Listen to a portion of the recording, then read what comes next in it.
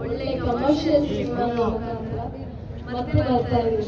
So ತುಂಬಾ ಖುಷಿ ಆಗಿದೆ ಅಂಡ್ ಒಳ್ಳೆ ಕಂಟೆಂಟ್ ಸಿನಿಮಾ ಇದು, ತುಂಬಾ ಸ್ಟ್ರಾಂಗ್ ಆಗಿದೆ. ಸೀನಿಯರ್ ಪಾತ್ರ ಮಾಡ್ತಾರೆ ಮ್ಯಾಮ್.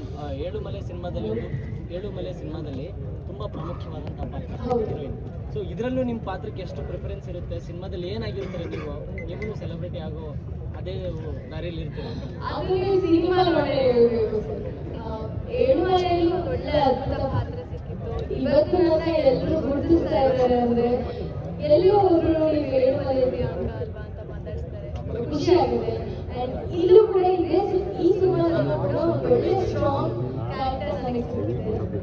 ಏನು ಡಿಫ್ರೆನ್ಸ್ ಇರುತ್ತೆ ಆ ಸಿನಿಮಾಗೂ ಈ ಸಿನಿಮಾಗೂ ನಿಮ್ಮ ಪಾತ್ರದಲ್ಲಿ? ಕಂಪ್ಲೀಟ್ ಚೇಂಜ್, ಡಿಫ್ರೆಂಟ್ ಆಗಿ ನೋಡ್ಬೋದು. ಅಂಡ್ ಈಗ ಸೋಷಿಯಲ್ ಮೀಡಿಯಾದಲ್ಲಿ ಹೇಗೆ ನಡೀತಾ ಇದೆ, ಸೊ ಆ ಒಂದು ಪಾತ್ರನ ಇಲ್ಲಿ ನೋಡ್ಬೋದು ನೀವು. ಪ್ರಿಯಾಂಕಾ ಸ್ವಲ್ಪ ಏಳುವರೆ ಬಿಟ್ಟು ಬೇರೆ ಯಾವ ಥರ ನೋಡ್ಬೋದು ಅಂದರೆ ಈ ಸಿನಿಮಾದಲ್ಲಿ ನೋಡ್ಬೋದು.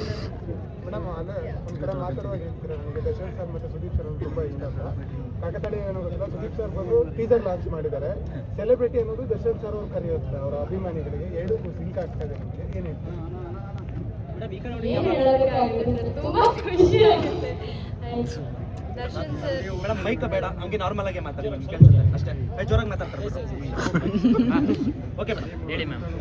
ದರ್ಶನ್ ಸರ್ ಎಲ್ರೂ ಸೆಲೆಬ್ರಿಟಿ ಅಂತ ಕರೀತಾ ಇರ್ತಾರೆ. ಒಂದು ಕಡೆ ಅವರು ಕೂಡ ಕನೆಕ್ಟ್ ಆಗ್ತಾರೆ ನಮಗೆ. ಓಕೆ, ದರ್ಶನ್ ಸರ್ ಇವಾಗ ಇದ್ದಿದ್ರೆ ಕೂಡ ಅವ್ರೂ ಒಂದು ಇವೆಂಟಿಗೆ ಕರೆಸ್ಬೋದಿತ್ತಲ್ಲ, ಅವರಿಂದನೂ ನಮಗೆ ಬ್ಲೆಸ್ಸಿಂಗ್ ಸಿಗ್ತಿತ್ತಲ್ಲ ಅಂತ ಅನಿಸುತ್ತೆ. ಸೊ ಹೋಪ್ಫುಲಿ ಬರ್ತಾರೆ ಆದಷ್ಟು ಬೇಗ ಅಂತ ಅನ್ಸುತ್ತೆ. ಆ್ಯಂಡ್ ಇವತ್ತು ಸುದೀಪ್ ಸರ್ ನಮ್ಮ ಟೀಸರ್ ಟೈಟಲ್ ಲಾಂಚ್ನ ಮಾಡಿದ್ದು ತುಂಬ ಹೆಮ್ಮೆ ಇದೆ, ಖುಷಿ. ಓ ಯಾ, ಖಂಡಿತ